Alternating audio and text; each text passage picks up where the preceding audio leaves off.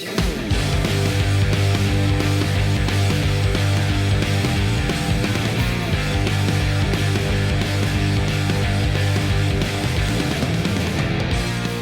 happening, everybody? My name is Anthony Carenti, joined as always by my co-host Peter Trena, and welcome back to another episode of the Gridiron Drive.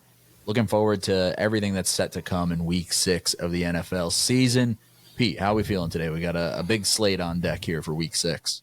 Yeah, this is a nice slate. It's got a couple bye weeks, so it's not overwhelming like the first 4 weeks. Yep. I'm looking forward. I got 4 bets. I'm ready to go. How you feeling?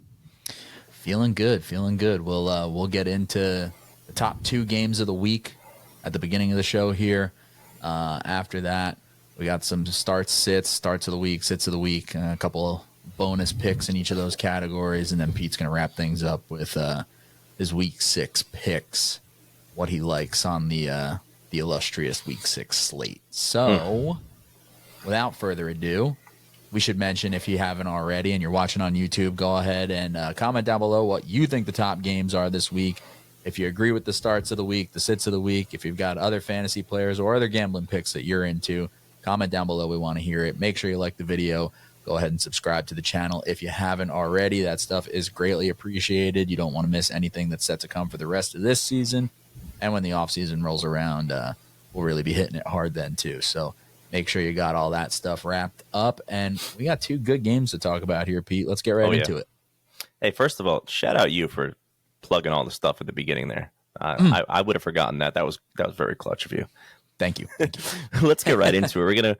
We're gonna highlight here the Lions at Dallas here. The Lions are 3-1. The Cowboys are 3-2.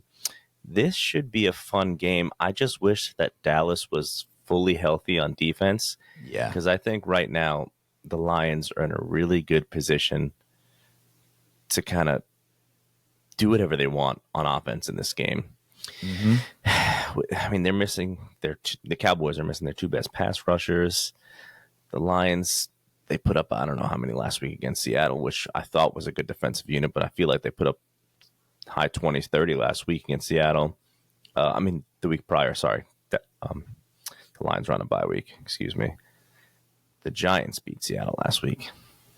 People forget. But listen, I just like, Goff seemed like he's finally getting in rhythm. He didn't miss a pass last week. The Cowboys, they're kind of lucky to escape that game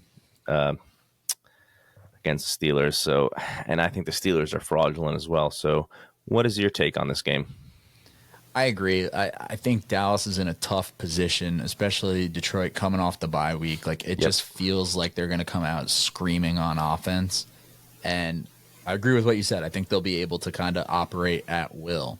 And when they can do that, like when a defense can't force Detroit to have to play one-dimensional in any way, that's like a scary proposition. Yeah. That's when Goff is really settled in, when they have everything at their disposal. Like, because I don't see like the big worrisome matchup for the Dallas defense being as depleted as it is against the Detroit offense. Like, I think everybody eats. Like, Montgomery and Gibbs get going, Amon-Ra and J-Mo get going, Laporta gets, like, whoever they want to get going, I think it's going to happen.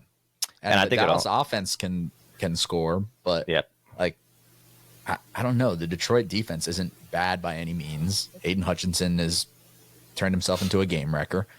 And I think it's a tough out for Dallas. I really do. Like, I know Detroit is always like the hot, trendy, buzzy, like, everybody that's not a Detroit fan, it feels like, is kind of always pulling for Detroit, right? Like, they were bad for so long. Now they're good. And like, for me, it's always cool to see, like, I like to see Jared Goff be in a situation where he's good and appreciated because everybody left him for dead a couple of years ago. But I think Dallas really has their work cut out for him. I really do. A couple things real quick. I think that I agree with what you said. I think the Lions, though, they're probably just going to run the ball down Dallas's throat because I don't think Dallas will stop them. And I also think I want to pour a little cold water on Aiden Hutchinson because he has gone against either backup, second string, or third string right tackles in every single game this year. So he's going against Terrence Steele this week, which is he's not like a great tackle, but at least he's the starter. So Right. let's see what he's got. I'm looking forward to that matchup. Do you want to go highlight this Bills and Jets game here? We got to. Yeah. We got to. If people thought this was going to be any other game, you're tuned into the wrong channel. So I'll start it off because I know you got a lot to say. I know you got Yes. a lot to say. I don't think anything crazy happened with the Jets this week. So No, business as usual. So this Bills versus the Jets is this is a huge game. This is a huge game, especially for the division, for the conference. The Bills are kind of faltering a little bit, but I think right now the problem with the Jets is the way to beat the Bills is just you just run it up the middle, run it down the spine of the defense. They got nothing, no answers there, and the Jets just cannot run the ball right now. Their run sets don't look. It just doesn't look coordinated. They need to establish the run. I know that sounds like such like a dinosaur take, but like the Jets need to establish the run, get both guys hot, get them both going, get everybody loose. That opens up everything for Aaron. On the other hand, the Bills, they're going to try to run the ball as well. They've been dinking and dunking all year. They're not explosive at all. The Jets seem to have the Bills even when I'm back there as the quarterback. They just seem to have the Bills number. So I'm looking forward to this game, but take it away, Anthony.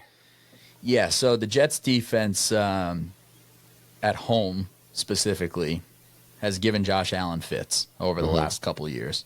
And Jets obviously fired Robert Saleh. Same defense. Jeff Ulbrich was calling the defense, bumped up to interim head coach. He's still calling the defense. It's still the same defense. Yeah. Right. So I agree. The Jets need to get the run going. It hasn't happened to this point. What's crazy is a bunch of things here. Like the number one, let's just start with, we are not the national media. So right. I will use this platform to remind everybody that despite weird timing, Robert Saleh deserved to be fired. 1,000%. What's crazy is we've gone down this road. Like it so quickly went from, oh, the Jets are underperforming. The Jets are disappointing. They're not as good as they should be. Saleh gets fired, and it's like Saleh got the raw end of the stick, or the short end of the stick. Saleh got a raw deal. Saleh got the defense humming. That's what he was supposed to do. Saleh wasn't the defensive coordinator. Right. Robert Saleh was the head coach for the New York Jets for 3.5 years with a 20-36 record. A team that looked unprepared frequently. One of the most penalized teams in the league over the last couple of years, comes out flat. The Robert Saleh that just got fired isn't the Robert Saleh that got hired from San Francisco, who was running around, fist pumping on the sideline, hugging players, super fired up, super energetic. The guy with 1,000-yard stare and dead on the sideline every single week. Robert Saleh, by all accounts, seems like a nice man, nice human, great defensive coordinator. And that just might be what he is. But the whole, Rodgers got Saleh fired because Saleh was going to fire Nate Hackett. Okay, well, Jeff Ulbrich already took Nate Hackett's play calling away, right? Yeah. So that was happening regardless.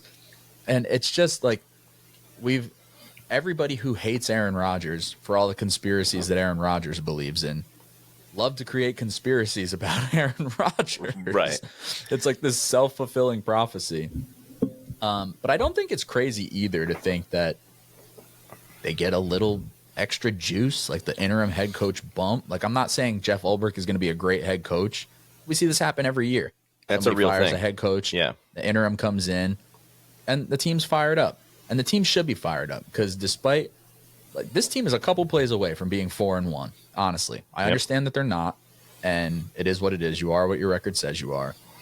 But they miss a kick at the end of the game 2 weeks ago against Denver, and they were terrible. They didn't deserve to beat Denver. But they were one missed field goal at the end of regulation away from winning that game. And then in the game against Minnesota, okay, you go down 17-0. Rodgers did not play good. But any one of a few weird plays go the other way, they win that game. Sauce doesn't drop a pick in the end zone, they win that game. The next play, Minnesota scored a touchdown.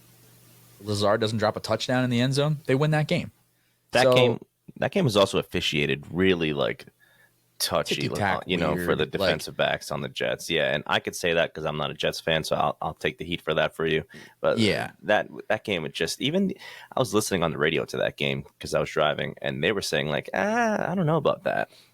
yeah, it was very, very. And look, I understand Justin Jefferson is going to get calls. Like, Of course. that's, it's the LeBron type effect. Like, when you're a superstar, it happens. So I don't know. This team has to come out the opposite of how they came out the last couple weeks. And I don't expect Todd Downing, who will be calling plays, to be like, Kyle Shanahan, Sean McVay. Like, that's not going to happen. It's the same Right. offense, right? But, like, Nate Hackett has no idea how to identify the flow of a game. Doesn't know when to call what play, no motion, nothing at all. So, like, can we spice that up, Yeah. I don't know. They're a couple weird plays away from being 4-1, and still they win this game. They're first in the division. So I understand the half of people that are like, oh, well, how do you fire Saleh because you're one game out from leading the division? But like also, you kind of had to do it before it got out of control. Like, get this thing back on course, because if not, everybody's gone anyway. Yeah. So what was the point of waiting till the end of the year and then being like, man, Saleh really disappointed all year? You made your bed, right? Like, you drafted Zach Wilson. It didn't work. You went all in when you traded for Aaron Rodgers. Joe Douglas won't get a third quarterback, right? Like, think about that. When Joe Douglas got hired as GM, his first thing was, I'm going to fix Sam Darnold, or I'm going to surround Sam Darnold with talent. Didn't work. Traded Darnold, right? Drafted Zach Wilson. Now I got my guy. Didn't work. Horrific. Just terrible. He's on his third quarterback. Yeah. You know what I mean? So, That and this doesn't was the happen last often. ditch, like, trade for a Hall of Famer, whatever. Great. Love the move. Still think Rodgers has plenty of good football in him.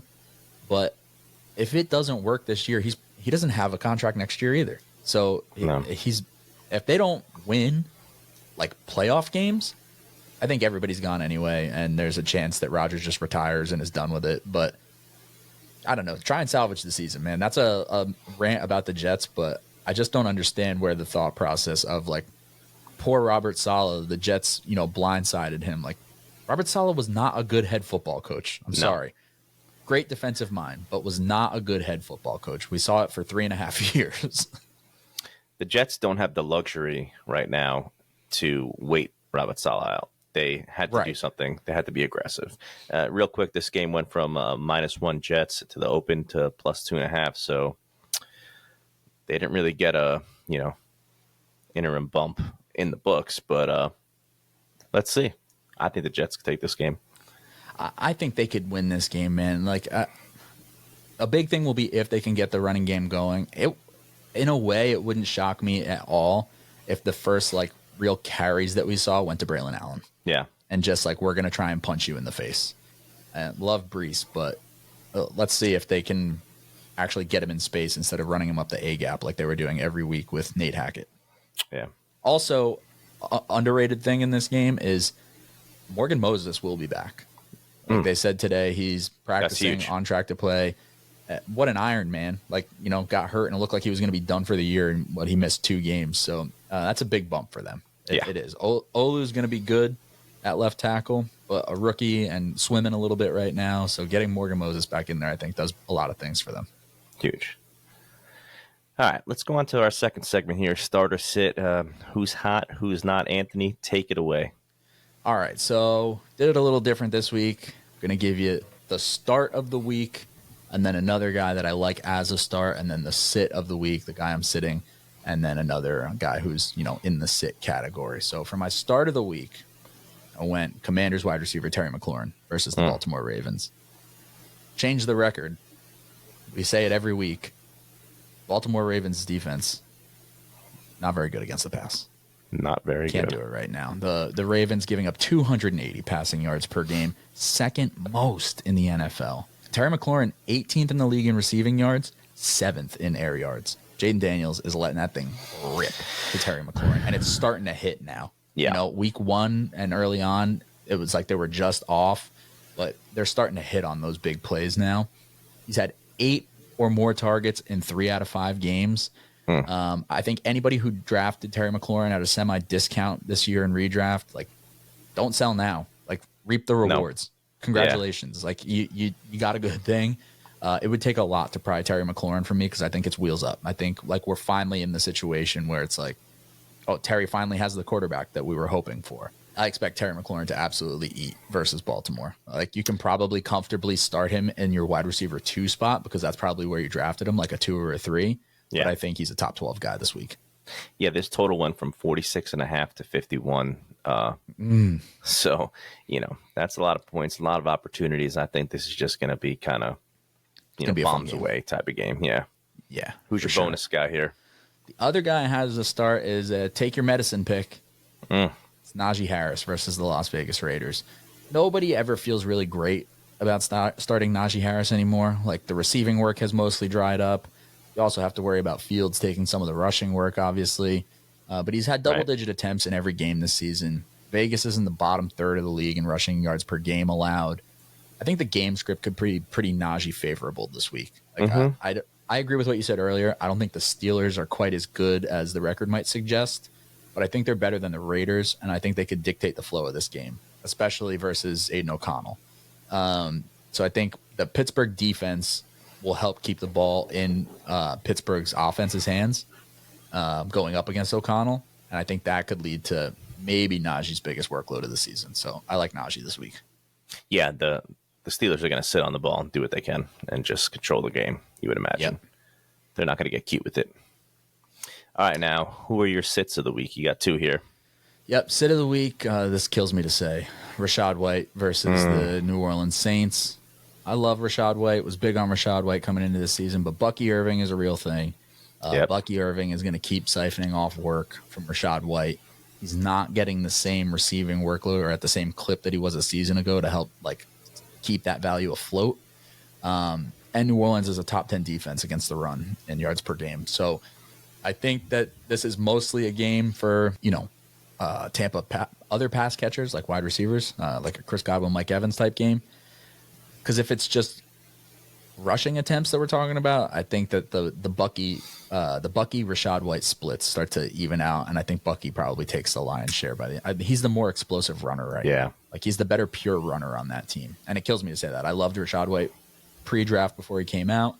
Loved him last year. Was really high on him coming into this year, but Bucky Irving is going to keep taking work from him. Yeah, man, I agree. That was well said.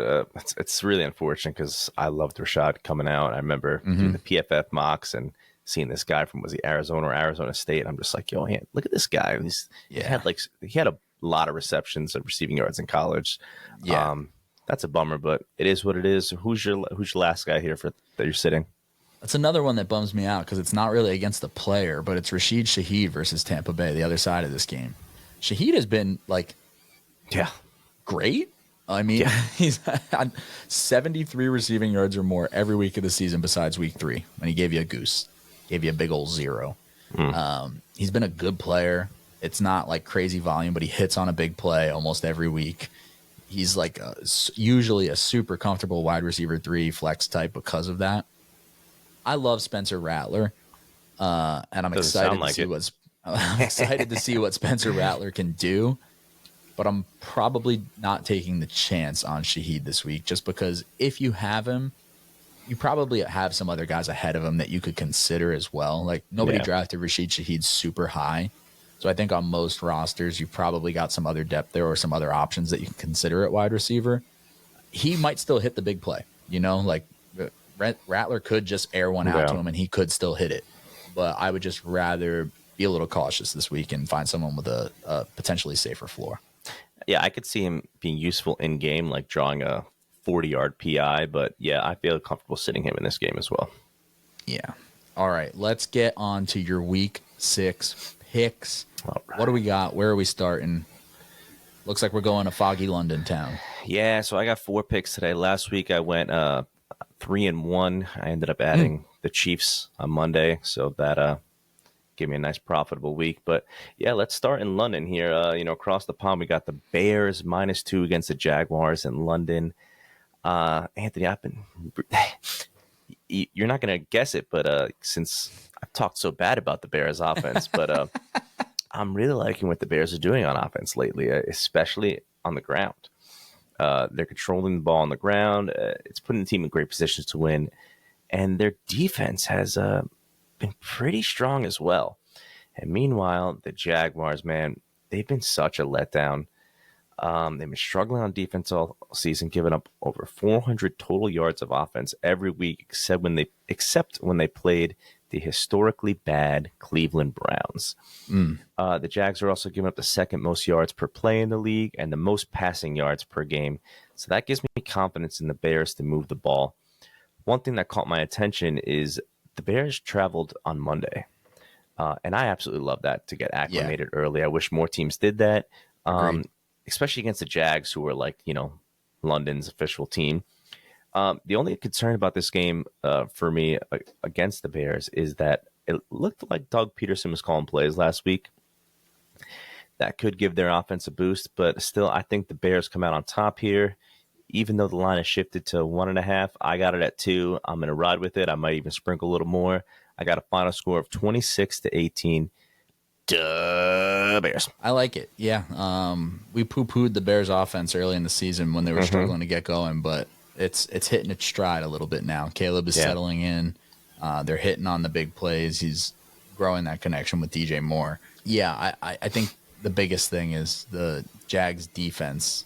I don't think presents much of a threat. Their offense might be able to do a little bit and keep them in it, but yeah, I like the Bears in this one too. All right, let's go to my next game here.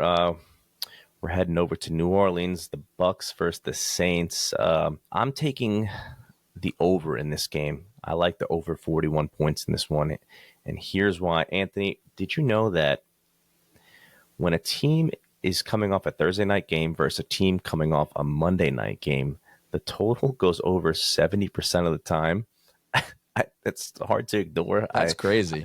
And I'm not really a trends guy. My numbers back this up as well. And, the Saints, they have Spencer Rattler starting. So it's like, Pete, what are you thinking? He's a rookie. Like, Todd Bowles is historically great against rookies. I just think that, that could lead to some scoring. He's been vocal about wanting to get Olave the ball. We all know Olave is a playmaker.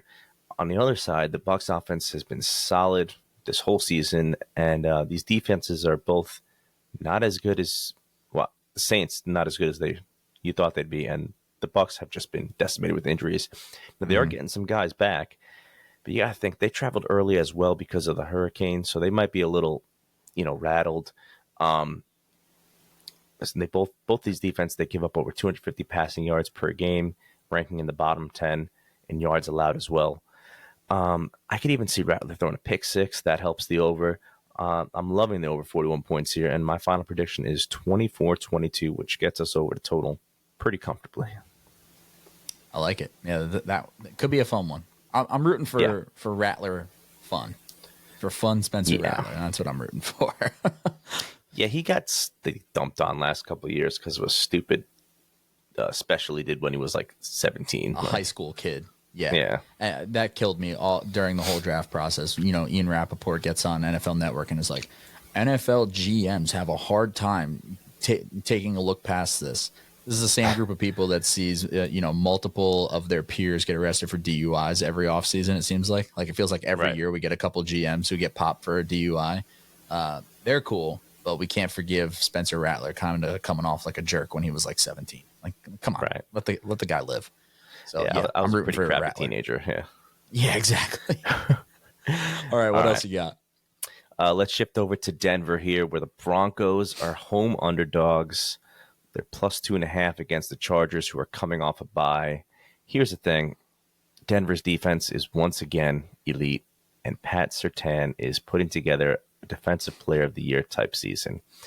I didn't think they would be able to be this good. They lead the league in snaps by undrafted rookies.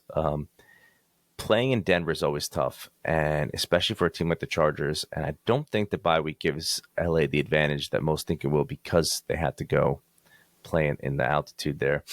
Another factor here is Joey Bosa and Jasir Taylor. I don't know if I said his name wrong. I'm so terribly sorry. I'm terrible with names. They're both trending out for the Chargers. I don't know. Bosa might just be getting some veteran rest, but he is DNP 2 days in a row. And that weakens their pass rush and their secondary. That opens up the door for Bo Nix, who's starting to settle into the Broncos offense. Yeah.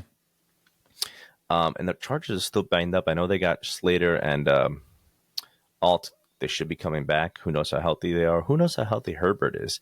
Honestly, I see this more as a toss-up game. And with the points at home, I've got to back Denver, man.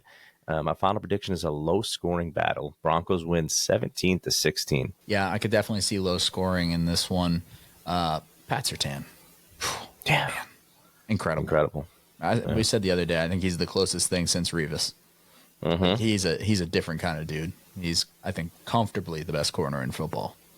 Yeah. I like a low-scoring affair in that one. And the Broncos' defense is no joke. That is for certain. All right, you got one more. What do we got? All right. Finally, let's close this out with the Falcons -6 on the road against the Panthers. It's safe to say that Dalton Dream is officially over, and Kirk O'Chains is back for Atlanta. The Falcons' offense it's Kirktober. I love that. The Falcons' offense is quietly top 10 in yards per game and yards per play, while Carolina is near the bottom in just about every defensive metric you could think of. The Panthers are banged up all over the place, and their defense just hasn't been able to stop the run at all. This feels like a game that we could see Bijan finally break out in a big way. I'm not overcomplicating this one, Anthony. The Falcons are rolling, the Panthers are struggling, and my numbers line up with what I'm seeing on the field. So I'm taking the Falcons -6 with a final score of 28-20 Atlanta. Yeah, no complaints from me, and I agree on a Bijan breakout this week. It feels like it's time. We're here. All right, got anything else in week 6? That's it. Just to recap, I got the Bears -2 in London, the Bucs Saints over 41, the Broncos +2.5 at home, and the Falcons -6 on the road. That's it. All right, 3-1 last week, 4-0 this week. Love it. You love to see it. You absolutely love to see it. All right, that's going to do it for us this week. We got into Lions, Cowboys, Bills, Jets, starts and sits, Pete's picks for week 6. Again, if you're watching on YouTube, comment down below. Let us know if you're tailing Pete's picks.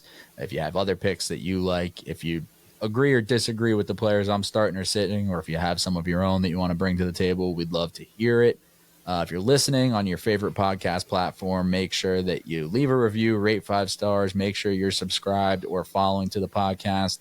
And like we said, make sure you're subscribed to the Gridiron Drive YouTube channel. You don't want to miss anything we have coming for the rest of this season, the off season, next season.